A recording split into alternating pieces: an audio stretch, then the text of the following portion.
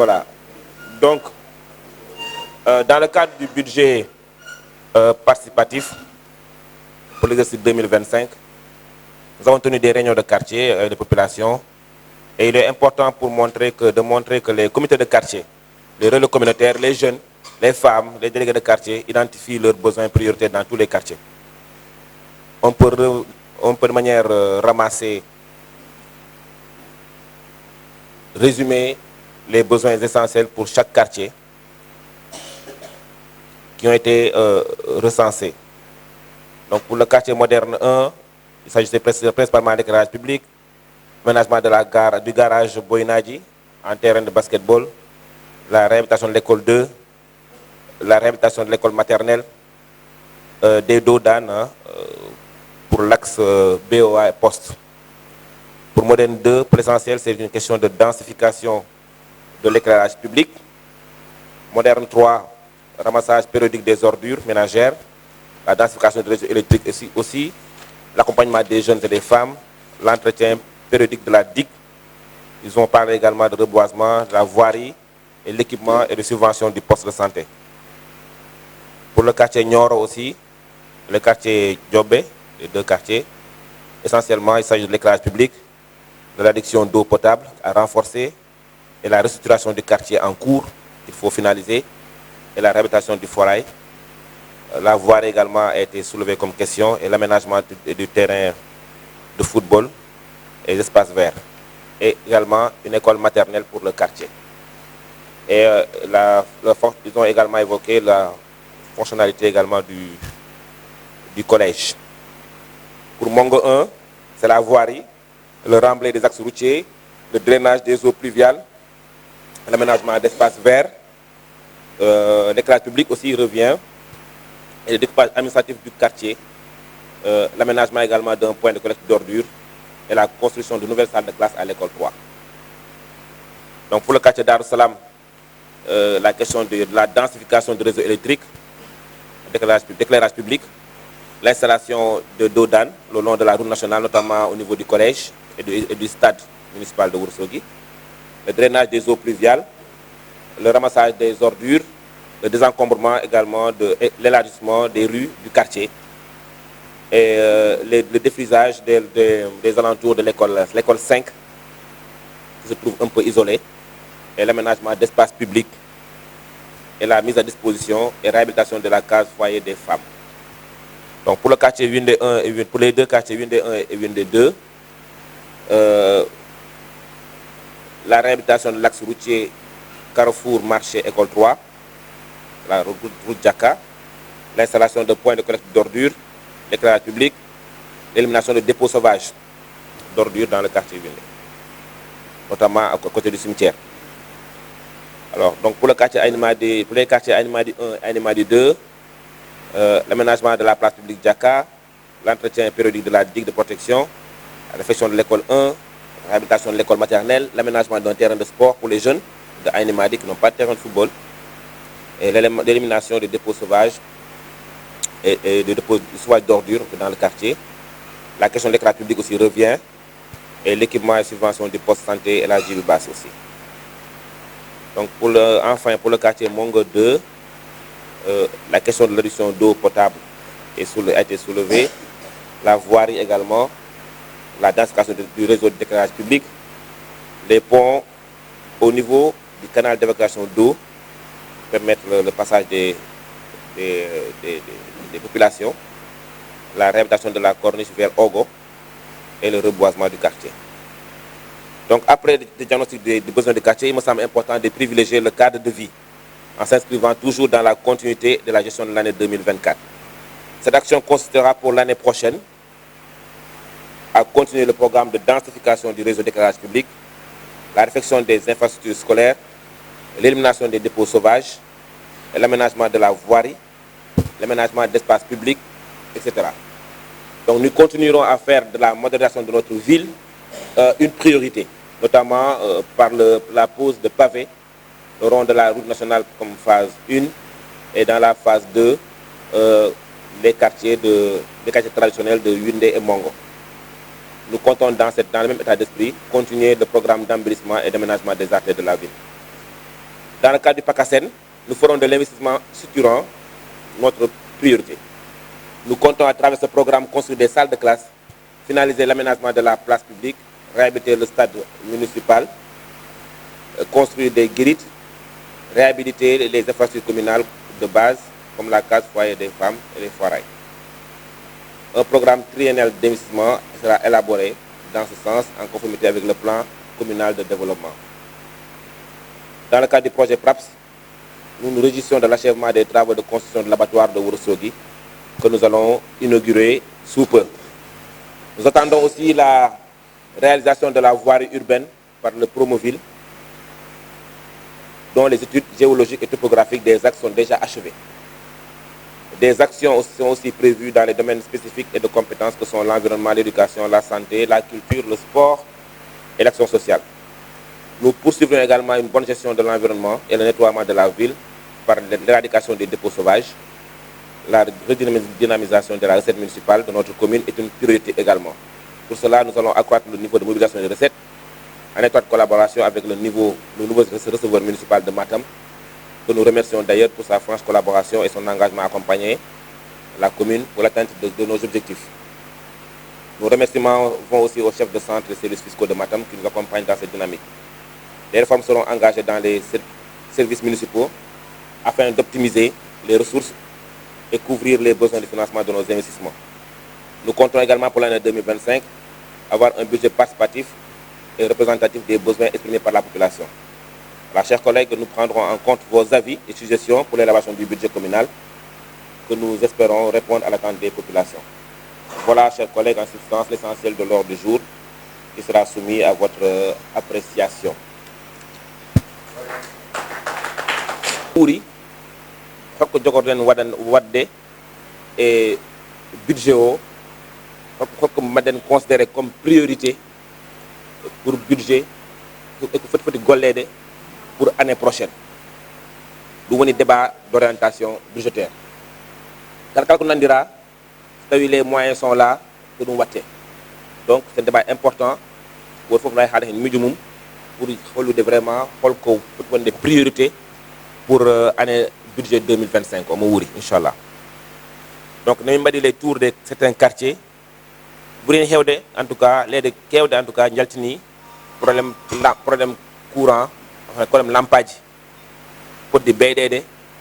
et Wurongo. Lampage, parce que Wurongo est courant, mais qu'on a demande surtout de d'éclairage public. Lampage et surtout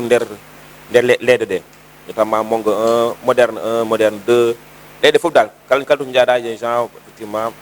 ils ont un problème comme priorité. Deuxième priorité, nous avons aussi Wurongo Sou, qui a fait Mbalito toujours. La situation, nous avons un faire définitif. C'est vrai que, bon, je suis intervenu à Paris, je suis quelques moments de Wurongo et tout. Un problème en tout cas, donc, problème aussi, l'ADD aussi, donc c'est pas animé par exemple, la terrain football, et ça, on a décidé dans la ZAC, il y avait un terrain de sport aménagé effectivement, pour effectivement légal animé, et effectivement, terrain on est terrassement foot d'âme, et il décide d'aménagement, et puis quand il m'a dit, comme ça, il y a des petits balles. Donc on problème quasiment également.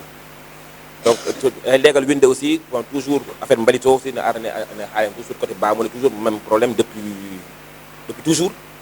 malgré wadama tali ci économie wadana ma goudron et tout ça après ma mbalit on a tout fait de tonne mais ha joni bon le problème reste entier donc men garto hen et en tout cas ku bari hewda en tout cas que surtout cadre de vie buri wadde quand même wursog nabe notamment mbalito notamment route nationale aussi de désordre kon route nationale de déguerpissement peut wadede donc vraiment toutes ces questions là question ganda di wuso na vraiment métier hakkelo no fewi surtout école aji aussi bon école 2 en namdi wadde réhabilité école 1 aussi fuddunoma chaque année pour nous wadde hen et puis bon cette année aussi même puddima aussi wadde au niveau de l'école maternelle 2 5 salles de classe, bureau directeur, magasin et une salle informatique pour école maternelle de liggéeyoo Foudi ma d'ailleurs. Voilà liggéey bu doon importance bi ma tam prévoir pour l'année prochaine aussi c'est le pavage Wurongo. Pavage ma Foudo a lancé les appels d'offres donc procédure gas yi maa liggéey waa Foudaal peut-être doy 1 mois maximum taw procédure gas yi pour ma dem pour dem première partie pavage ko route nationale watte pavé Carrefour tan ha garage à hôpital première phase deuxième phase après pour naat nder Wurongo pour winde et Wuro Mango comme on dit la deuxième phase proche après on va connaître un peu partout Wurongo pour des pavages donc kadi kay côté pavage aussi won projet nga ko projet état won projet nga ko projet mairie projet état woni projet pavage mu ajourut watta hakkunde Carrefour Diéré fay Jakka yalti fay école 3 yalti lawol ogo on c'est déjà maître étude fo wadama ajour tan fada ko wadama validé ha Paris mais bon on sait pas maintenant avec la nouvelle situation du pays est-ce que budget yaltinama wala yaltinaka pour que vraiment wade mais en tout cas c'est déjà calé pour un programme wade on bangé voilà donc pour l'essentiel en tout cas également il y a des besoins pour école 3 aussi vraiment aussi quand même classe du BD tonnes et surtout même dans toutes les écoles d'ailleurs toutes les classes pour des réhabiliter des carrelés BD des tables bancs c'est vraiment une priorité donc comme c'est vraiment absolument une priorité pour la question des salles de classe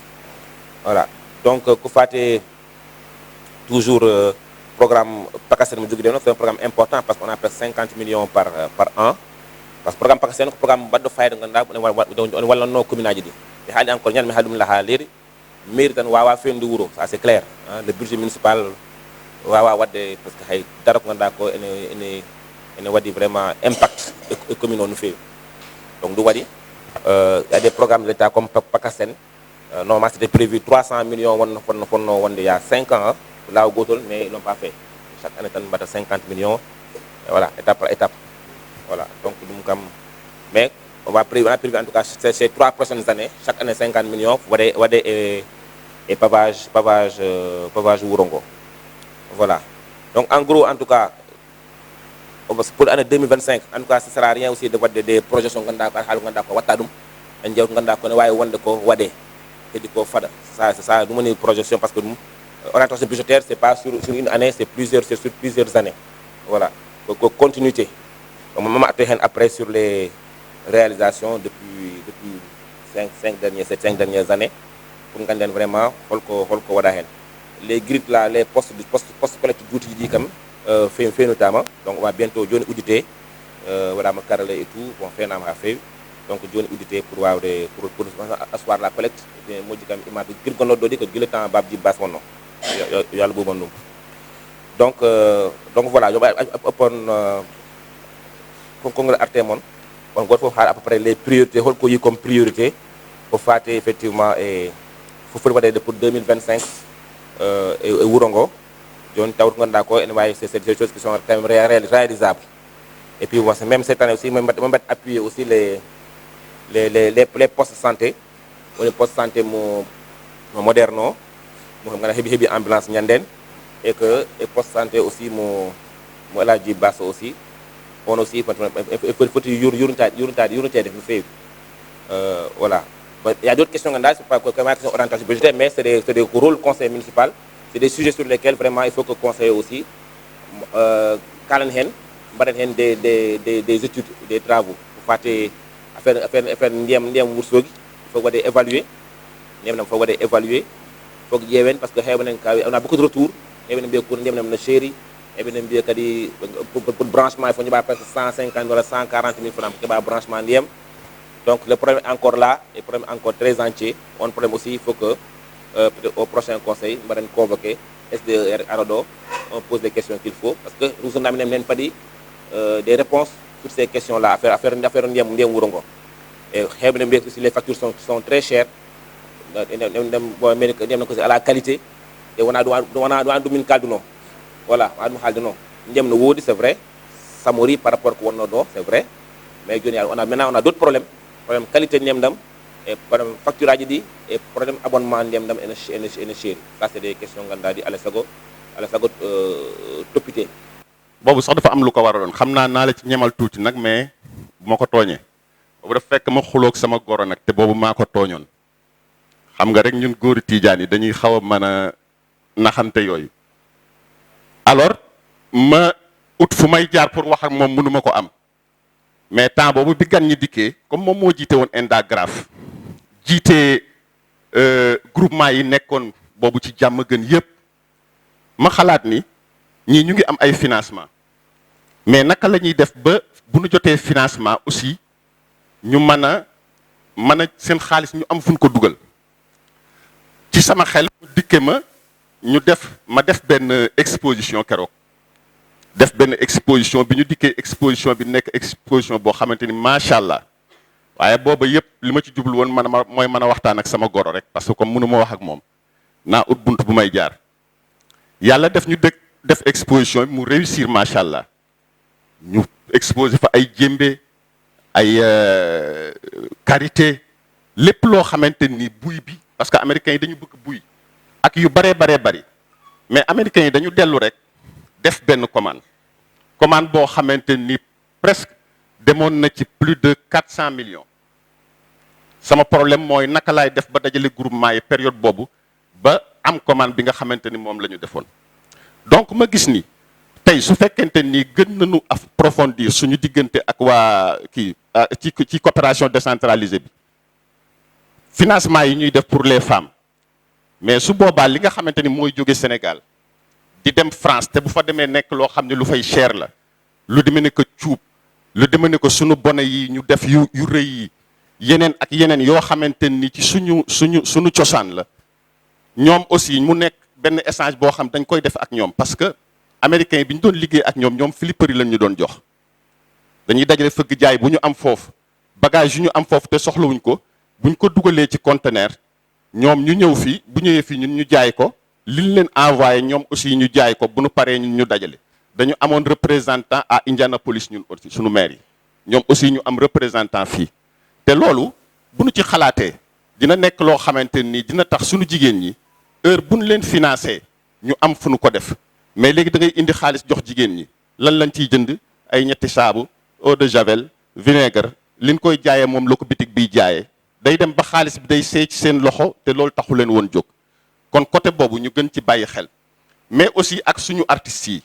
parce que ku ne xam na ni culture Fuuta dafa nekk culture boo xamante ni dafa riche à l'extérieur mais loolu aussi ñu seet naka la ñuy def ba nga xamante ni suñu artistes yi danañ leen mën a jàppale ba nga xamante ni tey su fekkee ñoom dañu am foire wala benn manifestation buñ fa am ñu am 2 3 artistes yoo xamante ni dañ fay dem ñiy def exposition ci ay objet d'art ñii ci way ñii ci leneen ci suñuy takkaay ak yooyu yëpp dana nekk loo xamante ni danañu dimbal te dana jàppale commune bi xam naa loolu laa amoon ci lu ma ciy wax. salaamaaleykum les adjoints salaamaaleykum chers collègues mi salmini moni kala inde mum e yettode mum hande joƴƴinen ɗo ko arde wadde assisté notade e hitande 2025 garowo holko mbawɗen toɗɗanade wuro ngo pour Allah yanta hen wawa waɗede monsieur le maire min beltanimama e dow ko pawɗa ko eyyi non seulement que alhamdulillahi rabbil alamin Allah ene wayno ko pawɗa ɗo ko foof ene yaadi e norme mo wuro ngo sohli kadi en tawi urgence kadi en jaadi kadi e urgence ɗo ko haala ɗo ko fof kadi ko urgence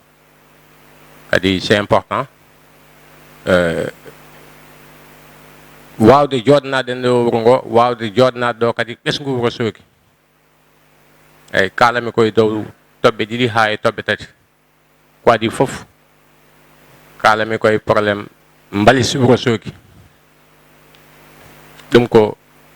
fee mo ganduɗa hoorema il faut peuple o fof yanta hen dalde wasa daldede tan mairie ndi sibu gadduɗa koye nder galle ma laaɓal nder galle ma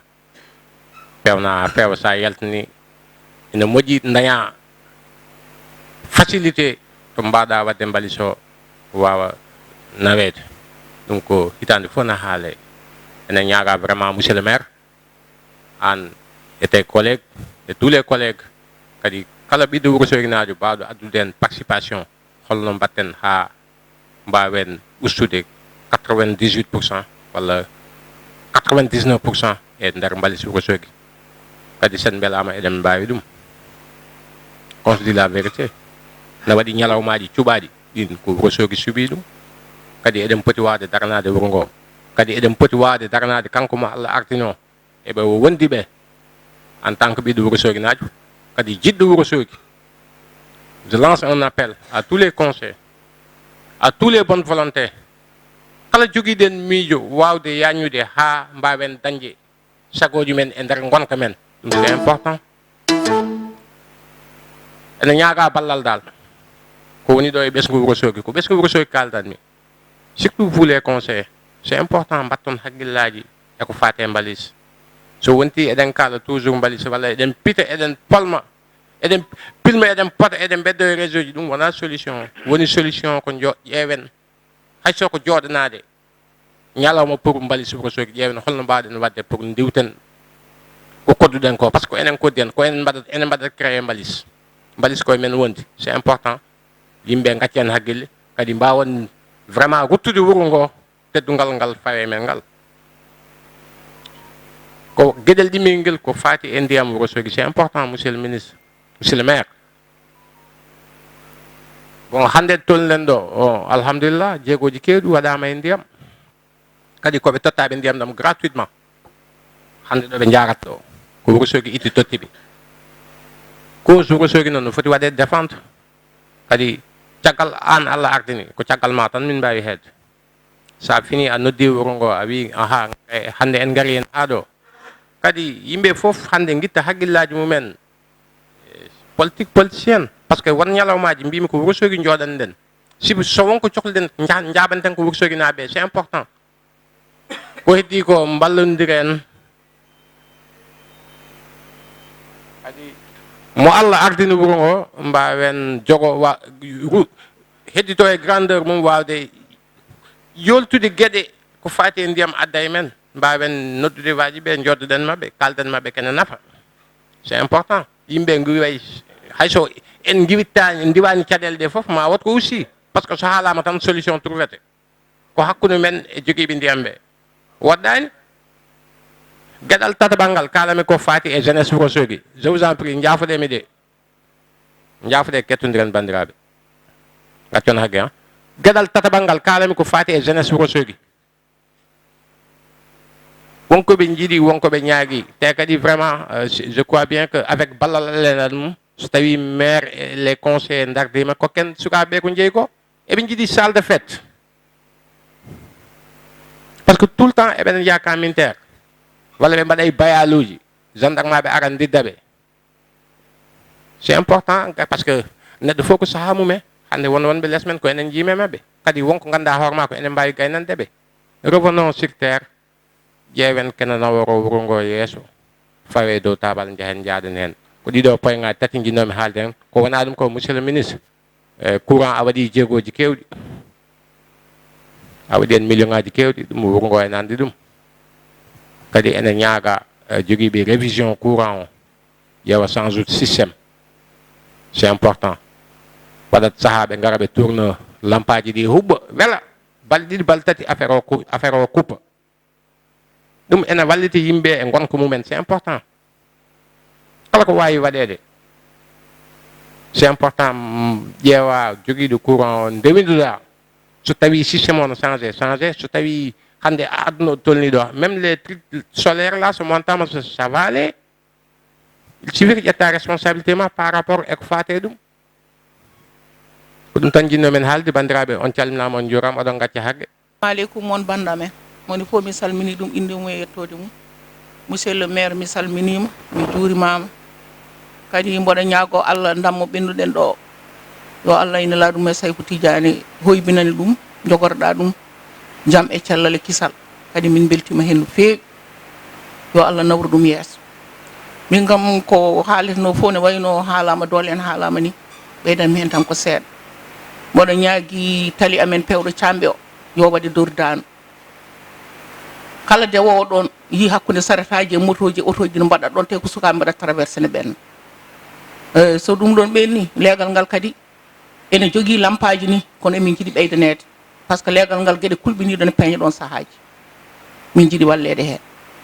kadi so ɗum ɓenni emin jogui parti goto min nani min kam komin koɗi ɗon ko ɓuuri duuɓi 50 duuɓi 50 ɗi won karwal gotal jaltungal ɗon to sukaɓeɓe piiji hecci hanki ɗo ɗon ko réserve wiya ko réserve wonno ko réserve jama joni noon jama o mahaka Allah waɗi ceerno amen ceerno Mamadou Samba Gulel soodi leydi waɗi ɗon jama réserve o woni ɗon kono toujours yimɓe ne dogana ƴettude réserve o mbiya ne jeeya ɗum ene mbaɗa hen goɗɗum te sukaɓe men ngala ɗo piiji min ngala tereji min ngala ala ɗo fija ala haydara ko sa yini ɗum jeygu mabɓe ngu fandani ko Allah nela ɗum e Saykou Tidiane e Yaya Ba e joom suudu mum kala nde ɓe daari ɗon ko on tinat ara haalana min kaddogude min jaato min dugda e mabɓe ha min tampa wona ayiba min jaa partout min jaada e mabɓe ɓe ngara kadi ɓe ndecca waynona kamɓe gonnoni joni noon min jiiɗi monsieur le maire wat feere gandana min est ce que ko yimɓe ko leegal ngal jeeyi ɗon mala tawi ko kamɓe jiiɗi wujjude mbaɗɗon dar mbaɗa ɗum hunde par ce que so tawi fandi wasata ko wonani en janggo e jaam kadi e ɗon eyyi ko ɗum jinnomi ɓeydude hen andamen mi salmini on mi juurima on kadi on beltanama monsieur le maire mi salmini équipe mo joddiɗa ɗon mi salmini conseilleur ɗi foof e conseil ji ɗi e arɓe hettade ɓe eyyi min haalam juutani par ce que ko jogornomi haalde ko foof won haalɓe ɗum kono minnene mi haalat e dow inde leegal am monsieur le maire minen to leegal amen to emin manquira courant no feewi kadi min ɓooyi haalde ɗum courant ne manque toon lampaji gonɗi toon ɗi kewɗi hen kuɓɓata so fewnama kadi balɗe a yiyat so ɓooyi tan wona e ɓiññude so ɓooyi tan ñifa kadi caggal godron o ko wuuro woni toon hande caggal godron faade lycée ko wuuro woni toon kamɓe fof ɓe gullitima wonno koye leegal amen ɓe jeeya koye Mango 2 ɓe jeeya kamɓe fof ɓe gullitima ɓe ngala lampaji so tawi eɗen mbawi waɗandeɓe lampaji ɓe balle koye leegal he ɓe jeeya ko minen ɓe gullitto eyyi ko wona ɗum ko monsieur le maire ndiyam heewi machallah jamma e ñalawma fof roɓe ñaajine mbanja kono ndiyam ɗam moƴƴani ndiyam ɗam ne wojjini wi coy saaha fof mamin jaa min coodoya ndiyam min mbaɗa e dammuɗe cuuɗi amen e min jara ɗam ndiyam noon aɗa andi aɗa yoɓa ɗum aɗa yoɓa ko seeri taw ɓeydani ma wonta ma coodoya saseji aɗa yarna sukaɓe ma sa yarnani ɗum sukaɓe ma janggo e jaam so dañi hen ñaw haalo pular mbiyata ko falade ɓuuri safrude so dañi hen ñaw wontata ko ma opération ara hen ɗum ɗon noon en ñagaki ɗum Allah ɗum noon toppitoɗen ɗum ɗon guila law eyyi ko ɗum tan jinnomi haalde hen eyyi ɗum tan jinnomi haalde hen mi salminima mi juurimama eyyi a wel